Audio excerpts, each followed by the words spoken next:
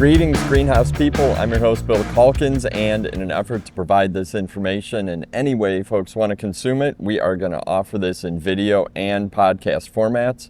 If you're a regular listener or viewer, you probably remember that about a year ago, JC and I sat down here at Cultivate and chatted about fungicides, herbicides, and crop protection.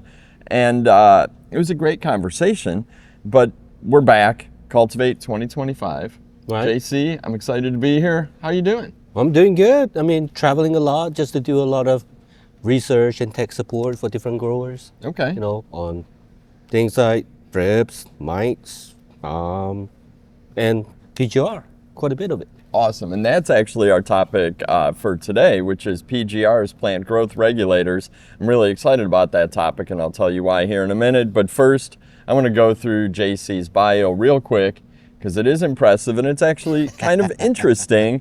JC is the Technical Development Manager at SePRO, but that follows an extensive academic career at Clemson University.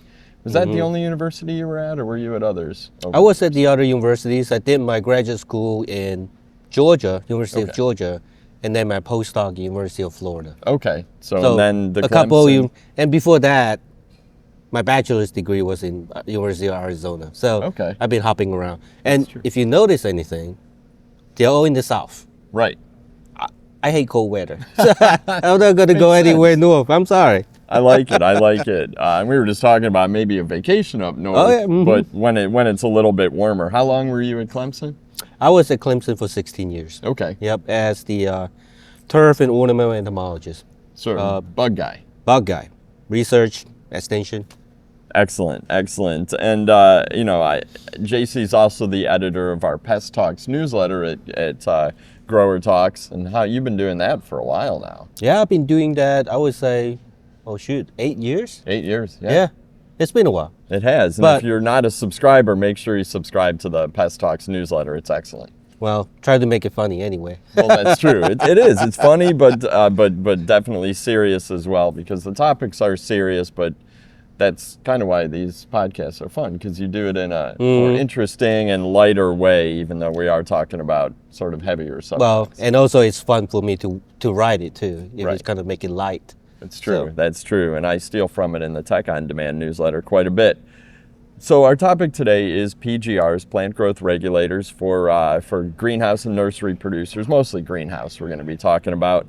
Can you start maybe with an overview of why plant growth regulators are necessary in greenhouse production, what they do? I'm going to leave this wide open. Plant growth regulators is a topic that I think we see a lot in research, but not necessarily in grower articles. I mean, they're kind of a necessary thing. Sure. But I'm kind of interested in the background. Why are plant growth regulators necessary? What do they do? Sure. Well, I think we can start from the very beginning. Okay. Think about your plant physiology classes, right, in college. Back then, one of the lessons basically is that just like human, every processes in the growth, development, reproduction of the plant are controlled by phytohormone. Okay. Basically a hormone produced by plant. Right. And a lot of these have very specific functions. For example, auxin are basically involved in cell enlargement and bud formation, so they're very essential to growth. Right. But on the other hand, you have gibberellins, which also increase stem elongation, so it's involved in growth itself as well. But when you get to other things like ethylene, they are more on the tail ends of the life cycle. Right. So they produce, they involve with fruit ripening, senescence, and sort of end of the life processes. Right. So for a plant, it's always some sort of phytohormone or some kind of chemical that's involved in the process. So what we do with plant growth regulators is to produce these plant growth regulators, apply them to the plant, and sort of manipulate that normal growth process. Okay. So what we could use for plant growth regulators, basically, for example, gibberellin would involve in stem elongation. But gibberellic acid inhibitor, as the name is implied, is basically inhibiting gibberellin. Okay. So instead of allowing the plants to stretch their stem, if you apply a GA inhibitor, that stretching is not happening. Okay. So you ended up having a much shorter stem. Yeah. And for the floriculture industry, in some way that is pretty important because you can just produce the plant of the size that you want. Right. If it's some variety that's really stretchy, you apply a GA inhibitor, To keep and it they'll keep the size more compact. much more compact, and that way you can actually pack a lot more plants into a shelf and Right. for shipping and all that stuff. And if you ended up having a plant that is really not as bushy as you want, you can apply another plant growth regulators to promote branching. Right. Because And then that's you what got I a always much hear fuller is plants. you keep them compact but branching. Yeah. And that's really what you want with That's most really what we ornamentals, want. with most annuals. Exactly. Okay. You don't want a plant to have like 2 sticks sticking up. Right. You're not selling that. Nope, absolutely not. That makes sense. That's a really good description. I think it can. we talk a lot about plant growth regulators and the science behind it, but it's really about the visual impact that plant makes at retail. Right. Blooms, compact, bushy, ready. A to lot go. of that is that visual, perfect size and perfect shape. Excellent. And when we planned this discussion, one of the products that I know we talked about and that you wanted to discuss is Topflor, because it's a PGR from SePRO. How long has it been on the market? Good question. It's way before my time. Okay, so it's been on the market a while. It's been in the market for a while. Folks So I would say probably have heard about of it. 20 years. Okay, but it's a PGR with benefits that maybe are different than other PGRs on the market. I guess they might be different by case and crop. But what can you tell us about Topflor from a chemistry perspective? And then we can talk about the benefits. But I'm interested in the chemistry of Topflor. Sure. So Topflor is a GA inhibitor, gibberellic acid inhibitor. So Okay. as we mentioned earlier, that basically helps reduce cell elongation. So you have a shorter stem and smaller leaf, slightly smaller leaf, but there's also a few added benefit to it. So what they would do is, as you have shorter plants, your plants are also sturdier. Right. So you break a lot less Yeah. when you're shipping it. One benefit of Topflor or gibberellic acid inhibitor is that it works on the stem and the leaves themselves, not on the meristem. Oh. So the meristem is where all the growth happens. Right. So if you actually affect the meristem, you might cause other effects such as delayed flowering, flower bud abortion, and things like that. Yeah. And so with the use of Topflor, you're not going to have to worry about that sort of issues.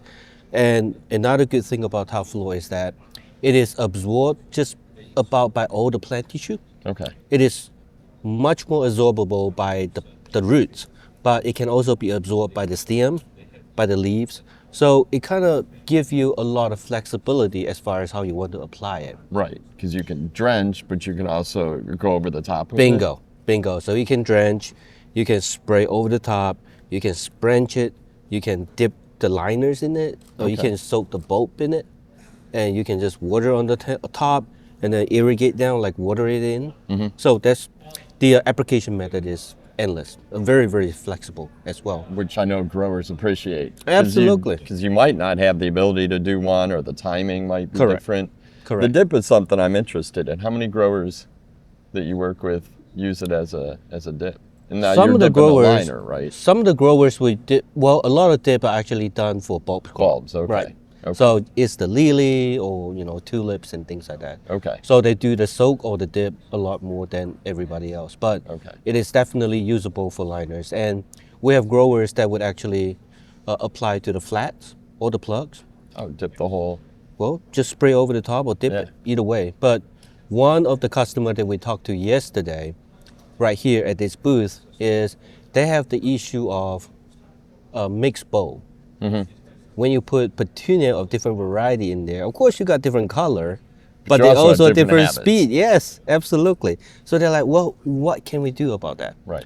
So I say, well, what about you do a spray on your flats for the plugs, on the top for the more aggressive variety. Yeah. Just slow them down Right. at the first 2 weeks so that your less vigorous variety will catch up a little bit.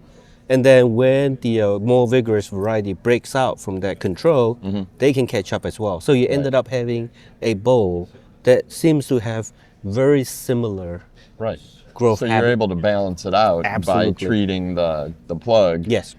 That makes sense. That is, I think that is one way for mixed bowl basket to actually do it. Otherwise, if you apply it to the entire bowl, not only do you control the more aggressive variety, you're also controlling the one that is The kind of compact slow. one. Yes. Right. Yes. In which then you end up with that one plant takes over. It doesn't have that balanced Right. look. No, And it it's the one then- that's going to be hanging 3 weeks later when all the rest have sold. Which is something we want to Well, avoid. We want to avoid that. I mean, not just time in Right. selling them, but also the cost of keeping them Exactly. around. Exactly. And they don't get better hanging in a greenhouse usually. Absolutely. They probably get worse for sure. You mentioned petunias, you mentioned some of the bulb crops, but I want to kind of zoom out here. Are there other greenhouse crops that you can think of, or that when you work with growers that absolutely require PGRs? And on the flip side, are there crops that you really want to avoid applying PGRs to? Well, I think PGR is applicable to just about any plant species Okay. you want to control. But there are some obvious groups that PGR probably doesn't need it. Okay. Things like dwarf genetics. Right, that's true. Since they're already They've dwarf been in bred genetics. for the Absolutely. compactness. That's not a whole lot of reason to actually use it on them. And also the slower growing variety. Right. You probably don't need to do any of that. Yeah. If anything, some of the variety probably need another kind of PGR just to push them Right, a little exactly. bit, right? And the branching PGR, obviously, you can use those on this slower variety also to make them bushier Right. if you need to. Okay. So, that's what I'm saying. You could probably use just PGR on just about any plant Any species. plant. And then I'm thinking regionally, and I know obviously I work for a breeding company that we work on genetics to keep them more compact for growers in the south, and then sometimes northern growers it's too compact for them. Do you Right. see plant growth regulators used more often on different species in different regions? That might be a silly question, but No, it's not silly. I think we definitely see that. And in the northern region, for some of the plant variety, you ended up not using or needing PGR Right. at all. Okay. Because you can manipulate your irrigation and your fertilization. You can achieve about the same result. okay. That's So what you would do with environmentally, you PGR. can keep that. Correct. That And in the south, because of the temperature, because of the light level, the plant do stretch Right. and grow a lot faster, and that's where PGR is much Okay. more usable. All right, good. I'm glad it wasn't too silly of a question. No. Now that we have an idea of some of the key crops, let's jump back into Topflor specifically. What have you seen when Topflor applications are made? I guess visually, we've talked a little bit about what the goals are, and I'm sure you guys have done a ton of trials. That's Sure. one of the things we know SePRO's really, really good about. What have you seen visually when you walk crops or talk to growers about using Topflor? Sure. And one of the most striking features, well, two, that that somebody's using Topflor, first of all, it's going to be the tone of the foliage. Okay. The one that's applied by Topflor, typically the tone is greener, deeper color. Darker, So deeper get you a greens. much better looking crop. The reason why is simply that Topflor basically slow down cell elongation, so your cell is a lot smaller. Okay.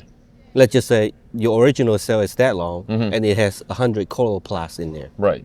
But if you shrink that cell down to that much, you're basically compacting all that 100 chloroplasts into a smaller cell. Okay. And so your dead cell is a lot greener than the elongated one.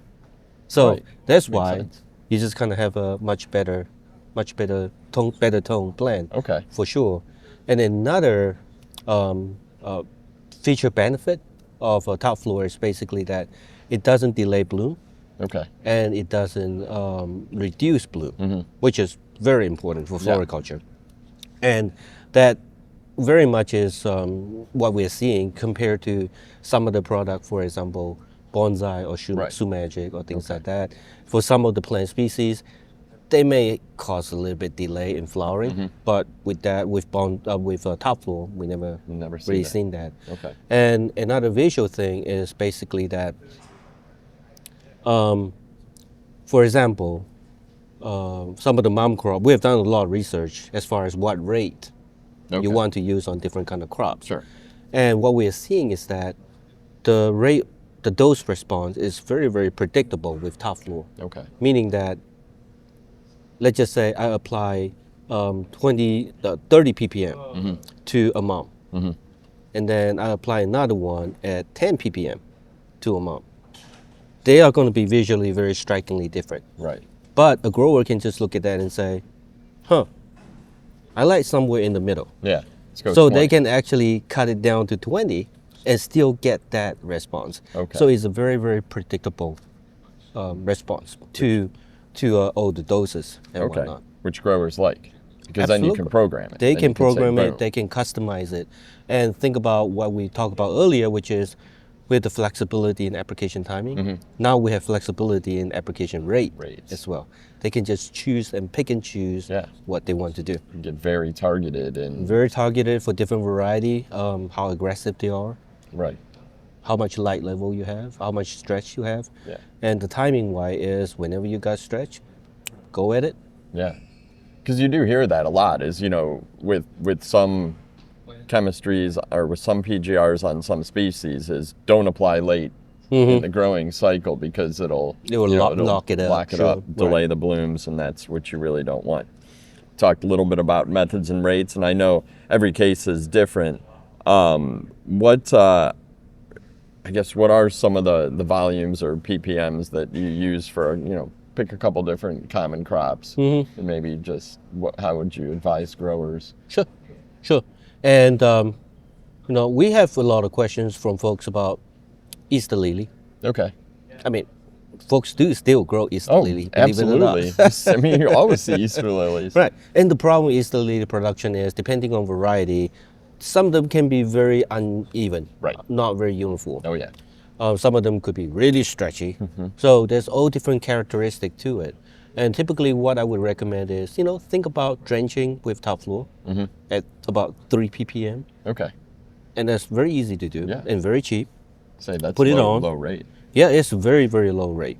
So you just put it on and all your crop is going to be very, very even, very, very uniform. And and again, it doesn't delay bloom. Right. So when Easter rolls around, you got perfect crops. That's to true. sell. You don't want to miss Easter bloom by a week. Or No, you kinda out of luck. you don't. And like I say, we did a lot of study with that as well. And poinsettia season is here, obviously. Right. Yeah. So one of the best programs that we have with poinsettia is basically that you still remember people using B9 cycocell. For sure. People still using It's still B9. recommended Oh, in yeah. some places, for sure. Absolutely. So my argument very much is, you can really replace that with just Topflor. Okay. B9 cycocell, you can apply it basically up to black coloring. Right. And then you got to stop. You got to stop. And then what happens if you got a warm day? Yeah. After that, yes, absolutely. growing. So you need something else for that. So what I would argue is that start from the beginning with Topflor. All right. Just do drenches of Topflor either one time or twice. One time with 0.2 ppm. Okay. Or two times, however you want to do it, Right. with 0.1 ppm. Same amount, no extra. Right. And then just basically two drenches, one drenches at the beginning. After pinch, that would give you a pretty nice, good control until up to brag formation. Okay. After that, Topflor doesn't stop brag coloring or anything at all. Right. So you can come. You can come in later with a higher rate, for example, 1 ppm, just to lock in that final shape, Yeah. and you got a beautiful plant Right. going out the Just door. leave it and ship it. Leave it and it's gonna ship it. sell. Absolutely. Oh, that's cool. And poinsettias is definitely one of the crops that usually require PGRs, but there is danger with some of the other. Yeah, and also for the drenches, the rate that I told you about is like 0.1 ppm or Yeah. 0.2 ppm. Yeah. Very low. Very low. And for Topflor, all you need to make 1 ppm is about 1 milliliter per gallon of water. Okay. So that is a significant, very, very small amount of water. Right. So compared to, say, B9 Cycocel, where you probably have to spray 5 or 6 times, you only need to drench 3 times. You're saving money, you're saving labor, and Absolutely. you're getting a better, Absolutely. just a better approach to Absolutely. growth regulator. And a lot of growers are doing that program, and they're perfectly happy. Okay. And it can be applied to just about any variety of poinsettia. The more aggressive one, stay on the high rate, or if you are in the southern location, stay on the higher rate. And the lower, the less vigorous one, Yeah. on the low rate, or if you're in the north, lower rate. So it's very customizable. Yeah. Okay. With a crop that's all about the visual appearance at retail. Absolutely. That's what sells. Absolutely. Oh, that's good. That's good. Are there any other benefits you want to share that you've seen from Topflor in the greenhouse? I'm interested as the REI or requirement of wetting agents or anything like that. So the REI is only about 12 hours. Okay. So that's pretty short. Yeah, it's pretty good. We don't need any wetting agent with Topflor. Okay. Because it's so absorbable by all the plant tissue. You don't need it. Yeah. And I often say that when you do spray a little bit heavier because there's going to be a little bit runoff to the root zone. Sure. To help you take it up as well. So you're not wasting anything, really. Right, because it still goes in. Absolutely. To the roots. It's not like you go to the ground and that was it, done. Right. The root can still take it up. Okay. So I mentioned earlier that because it got shorter stem, it's sturdier, shipping is better. So that's one way. And then also, we also notice, not so much in floriculture, but I think it's applicable to floriculture. But in perennial production, what we're seeing a lot is, same idea is as the cell condense or shorten, they also toughen up. Okay. So what happens is that it can actually provide some resistance to foliar diseases. Right. Because of the cell is tougher. And think about it, the plant continue to synthesizing and produce a lot of photosynthate. All that nutrients, all that resource, if they are not stretching, Yeah. they have to go somewhere. Right. They go to the leaf, make them strong. They go to the stem, make them strong. Yep. They go to the root, make the root strong. So it's actually helping the hardiness of the perennial. Absolutely. So with that root system getting stronger, you got better water retention, you got better plants. Yeah. Leaves got stronger, you got better disease resistance. Sure. So that's a lot of benefit. Even for perennial growers that are overwintering their crops, I would think that's going to help just It would definitely reduce do shrink so. of loss Absolutely. when they wake Absolutely. up. This has been good. This has really, really been good because you can always take something complex and make it. If I can understand it, a grower can understand it. I always think that way. I mean, I've been doing this a long time, but I'm not a grower. And the team at SePRO's always great with obviously the research and the development of the products, but also the resources for growers. I know there is a rate chart, and you've talked about how you guys have done a lot of research to dial in the rates to help first-time users or folks that have used Topflor before and just need a little bit of reassurance. Can you talk about that and then where folks can find resources online? Sure. We have a rate chart for Topflor and ARES, which is another plant growth regulators SePRO offer. Yep. That particular rate chart covers about 75 genera. Okay. So it's quite a few. And it has testing rate for, say, drenching and spraying and soaking and all different kind of application methods. Okay. So it is a pretty comprehensive document to help folks getting started. Right. So folks can get that online Okay. at SePRO.com, PGR match. Okay. So that's easy to do. Right.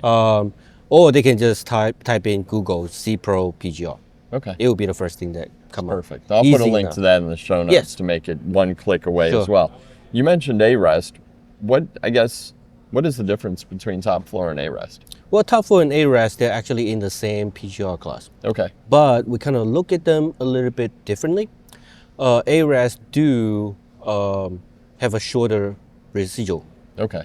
So I typically recommend ARES for plug production. Sure.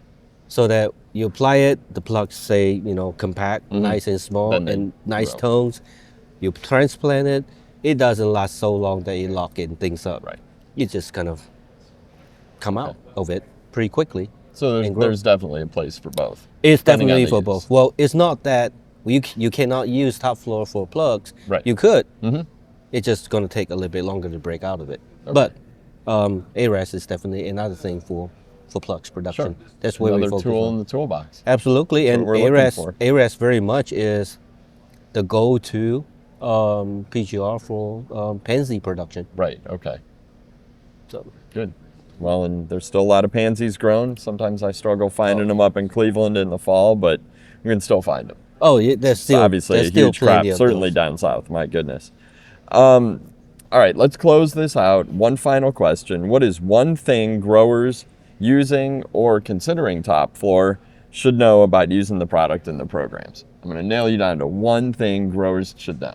So the one thing I would say about Topflor in a growing program is it is flexible, it is easy to do, Okay. and it can be one PGR that help you simplify your entire process. Because that's one PGR that can do a lot of things. You don't need to keep 15 different PGRs on your shelf. Right. One can probably do everything. Simpler the better, Simpler the better. and cost effective, and reducing Absolutely. labor and confusion, and Absolutely. getting the results you want. Absolutely. You don't have to worry about, oh, am I going to apply PGR-A on this one or Right. PGR-B on that one? And then, I mean, if you're me, I got confused pretty quick. So if I can just one thing to work with, it's much better. Excellent. Excellent. A single solution. I think that everybody appreciates that. JC, thank you so much. Joe, My thanks for friend, coming over. I appreciate it. I know our listeners are going to take a lot away from this episode. I can't wait to catch up again. I'm sure we can find more topics to talk about. Oh, absolutely. And again, make sure you subscribe to JC's PestTalks newsletter. It comes very frequently, every couple weeks, right? Every couple of weeks. And always timely and relevant with great information and sometimes mystery pests to identify Hey, and make sure that you get That's the them right. fun part of writing that newsletter. For sure, for sure. All right, we better get the mics and cameras out of the booth because people are going to start hitting the floor here very soon. Final day of Cultivate 2025. Absolutely. Thank you again so much. Safe travels Thanks home. for Bill. And I'm Bill Calkins with Tech on Demand, and on behalf of our entire team at Ball Publishing and the fantastic team at SePRO, thanks for listening, thanks for watching, and take care. Thanks, man. Yeah, it was good.